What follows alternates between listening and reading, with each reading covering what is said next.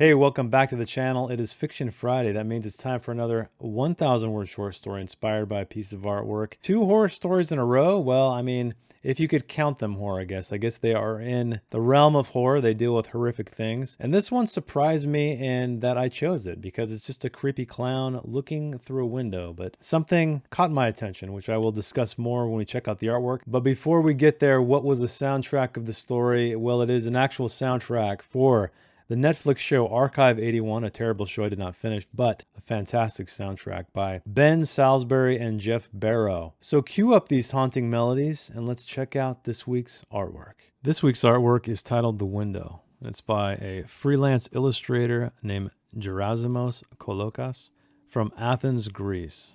Now this one isn't one I would have chosen normally. You know, a creepy clown looking at the viewer through the window. But something about the composition here struck me. I love the fact that this clown is behind a window, you know, in an apartment, it looks like somewhere, or maybe this is a window in a house, but it's so much more interesting than a clown standing out in a field like they might do in It. Now, I love the idea of that too, where we have this open, wide space with something creepy standing nearby, but there's just something about the voyeurism of this that gave me pause and wanted me to take a stab at creating a story for it. And this clown also kind of strange in that it's wearing a collared shirt and what appears to be overalls. So a few interesting things there to pull from, I think. Gerasimos, thank you for the inspiring artwork. And let's see if I can create something a little horrific with this. So that said, let's see what I came up with. The thing in the window, it haunts me. If I look or do not, it makes no difference. It wears a clown mask with fiery hair and a collared shirt and overalls. The curtain is half drawn. I like to imagine what's behind it, there in the darkness. Is it lonely, and it wears the mask to hide its sadness? It's gloomy outside, though it always is. Where does its hair find its fire in the gloom? Does its thoughts kindle the fire? What does it think? I do not know why I call it an it. It is clearly a man. His collared shirt and overalls lie flat against his chest. Such a strange combination, to wear such things while dwelling inside an apartment. The stucco at the window corner is peeled away, the frame chipped, bowed, as if the frame wishes to break free, to let him out. Children play on the street, running in circles, throwing stones, a game I did not recognize. Does the man with the clown mask hope they look up to see fuel for their nightmares? They are in a group now, strong in numbers, but when their mothers call them in for supper, they'll sit at the table, appetites lost, dreading the solitude of the rooms, because they are big boys and girls who don't sleep with mommy and daddy anymore. They have their own rooms. They have their own windows. Can they see him if they look out? Do they dare look out? So many questions that will never be answered. Or will they? There I go again, always asking, never answering. Should I answer? Perhaps I should. To put an end to all the questions, though I fear there will be more. I do fear other things. Oh, I forgot to mention that. I have this odd habit of changing the subject from time to time, regardless of the vector of conversation. Vectors are sharp, aren't they? I suppose all directions have sharp edges, for they must cut through time and space.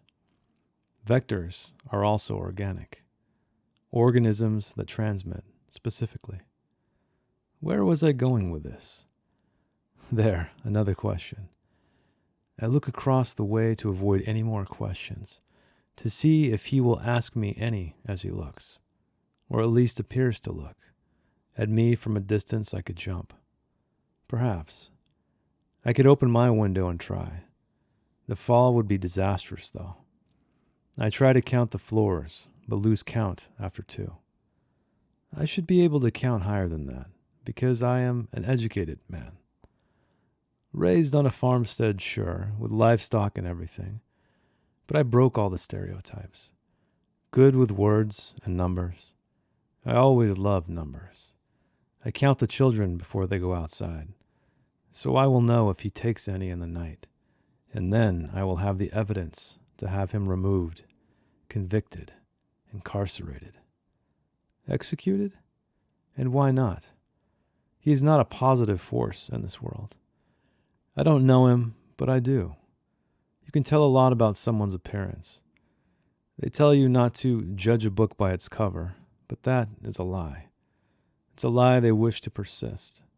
So they are the only ones who know the truth. Wow, look at me. I sound mad. I'm not a conspiracy theorist. I hypothesize only on data. Remember, I am a man of numbers. Words too, as I mentioned. But I'm sure by now you can see that they churn like... Look at me. At a loss for words. Perhaps I will find the right one if I give it time. Words are like that. They need time. Not like numbers. Numbers flow like the children who now dash inside for supper, then to hide under their bed sheets because they are too frightened to draw the curtains. They know he's there, looking from above, though he does not appear to look down.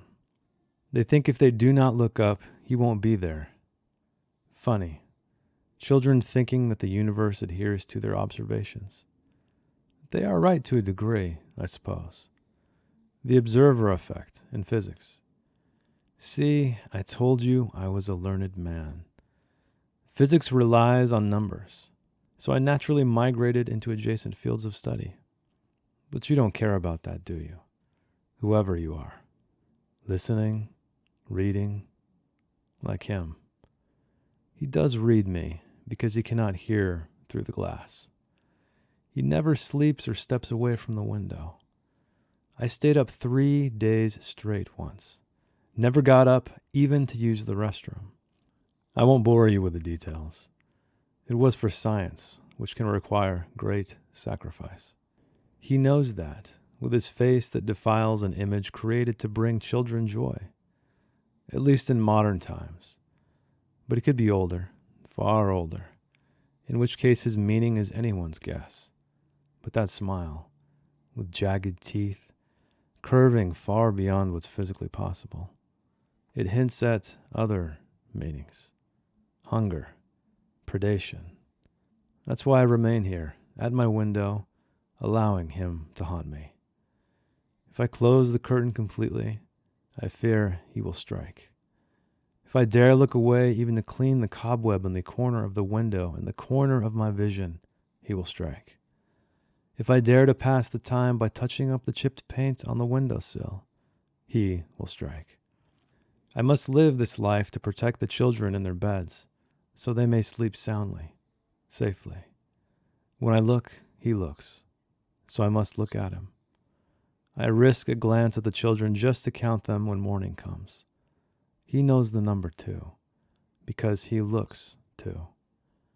He must be a man of numbers, like me. Of words I cannot say. The children churn like a rush of blood. Grim but accurate.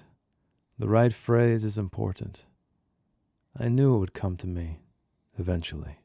Welcome to the End Ear Viewer. I am so glad you made it. This is where I talk about my final thoughts, what I liked, what I didn't like, maybe what I learned. And I've never written a short story about a creepy clown before, but let us dive in to the words themselves and shed a little light on this gloomy, dreary clown in the window. So immediately I decided for first person. There was something that just inspired me to do so, and that thing that inspired me was the fact that it feels like we are looking at this person from another window across the way. And I tend to write quicker in first person, and I didn't have a whole lot of time to sit down to this, so it definitely paid off. So immediately I start describing what the viewer is seeing. And I guess if you didn't get it, what I was trying to go for the entire story is that this man, this clown-faced man, was talking about himself, and I allude to that with some hints toward the end specifically, but I feel like I could have taken it a little bit farther. As we begin, we have our viewer, or our madman apparently, looking at this clown. He's wondering why it's wearing a mask. Is this person sad? And it is gloomy outside, but where does it get the light of this fire, this fiery hair it has? And so I just have these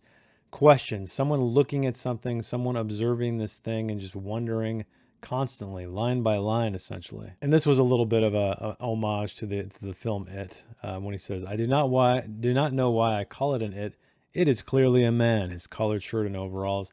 And that's part of the reason what drew me to this is it's such a strange thing. I mean, if it was like a clown dressed like a clown in a window, it would have been a very different feeling. But because it's wearing this collared shirt and overalls, it got me thinking a little bit more. It made me curious about who this character might be. And in fact, our narrator is admitting that fact. Such a strange combination to wear such things while dwelling inside an apartment. And here I begin to describe the window. So the peeling stucco, the frame falling apart, as if the frame wishes to break free to let him out. And I established something to have our voyeur guard, which is these children playing in the street. So I imagine these two neighboring apartment complexes and then these kids just playing between them. And our voyeur, our protagonist, has taken it upon himself to protect these children. He counts them before they go inside because he knows that if he does not remember that, and he is a man of numbers, we soon find out, maybe this strange, creepy clown had taken some in the night. And the next thing I do is talk about how he is an educated man, or at least believes he's an educated man. And I start to talk about his love of numbers, his love of words, and the education and the farmstead are the two key words that hopefully start to clue you in on that this is the guy. Now, I don't intend anyone to guess it right off the bat, but I feel like those are the elements I needed to foreshadow what was to come, to hopefully make it all come together so someone could go back and read it. Maybe they get to the end and they don't quite know the meaning of the story, and they go back through it and those things start popping out to them. And he talks about being raised on a farmstead here, but he broke all the stereotypes, good with words and numbers, and he loves numbers. But he almost feels like he's this vigilante in a way, right? Or caretaker of this apartment building where he wants to have him removed, convicted, incarcerated, executed, which is another beginning of a hint at his demeanor, his inner thoughts, because I have cues to violence here, cues to madness. Specifically when I talk about this is kind of the beginning where it sounds like a conspiracy theorist. And he even admits it. Wow, look at me, I sound mad. I'm not a conspiracy theorist. I hypothesize only on data. Remember, I'm a man of numbers, so he is self-aware to a degree, which only makes his madness even the more intriguing, I guess. Because it's one thing when someone who is crazy doesn't know they're crazy, but if somebody knows they're crazy, that is a very dangerous individual, I would think. And I do this often, maybe too often, but I like it when a character speaks in such a way or uses a word or phrase that leads the train of thought. So right here when I have him, and this is another hint at the violence that is potentially coming. I have this odd habit of changing the subject from time to time, regardless of the vector of conversation. And he goes on to say, vectors are sharp, aren't they? I suppose all directions have sharp edges, for they must cut through space and time. And so again, I really tried to drop little hints here and there about that this guy is a little bit off, but maybe I went too far. Maybe it's pretty obvious this guy is not quite right. And I addressed the clown face here that defiles an image created to bring children joy. And I briefly looked up the history of clowns and found out some other information where I was trying to work that in here. I didn't get too specific with it, but at least in modern times, but he could be older, far older, in which case his meaning is anyone's guess. So clowns did have various meanings or purposes in early culture, which might have been more powerful if I would have added those details in here, but I moved on because the clock was ticking. And it's really like the voyeur or our narrator is trying to deconstruct this guy, trying to figure him out when he's talking about, it hints at other things, hunger, predation. And then that's why I remain here at my window, allowing him to haunt me, because he is choosing to protect these children, or at least that's what he's thinking. Or maybe he's kind of like that serial killer where he's trying to protect the world from himself because he feels like he's self-aware, but he's really not, because he's acting like this is another person. Or maybe he wants you to think that. I'm not quite sure. I think there's a lot of ambiguity there that could be powerful or could be lazy. I'll leave that up to you to decide. And this is when I begin to really communicate the fact that this is that person. So he remains at this window. If he closes the curtain completely, he fears he will strike. If he dares look away, even to clean the cobweb in the corner of the window, in the corner of my vision, he will strike. If I dare to pass the time by touching up the chip pane on the windowsill, he will strike. So the one element I did not talk about up front, which I should have probably, is the cobweb. Because I think that was the one element that is lacking here, or lacking at the beginning to sort of put things together. And earlier on, one of his comments drifted. So the children churn like, and the final cue of violence or cue of madness, a rush of blood. But he agrees that it's grim but accurate. The right phrase is important. I knew it would come to me eventually. So kind of a strange ending, right? It shows to me that his thought processes are kind of disconnected, but they're always coming back. They're always coming back to a previous thought.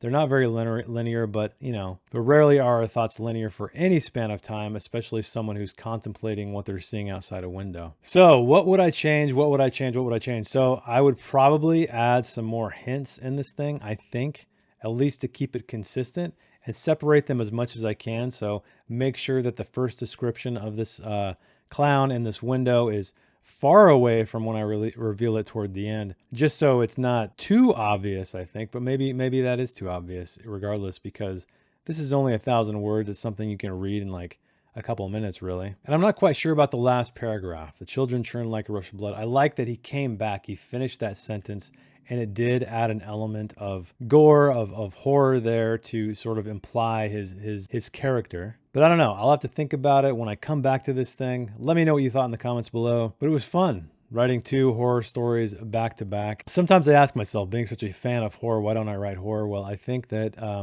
I feel like they work best in the short story form, and I'm not sure if I could really write a novel in horror. I don't know. Maybe one day I'll try if I have a great idea. We'll see how it goes. But thanks for hanging out with me. Hope you enjoyed the story. Hope you learned something to do or not to do. But keep reading, keep writing, and I will see you next week. Thanks. Bye. If you'd like to read the story in its non-video format, check the link in the description. I didn't edit anything else. Promise. Thanks again.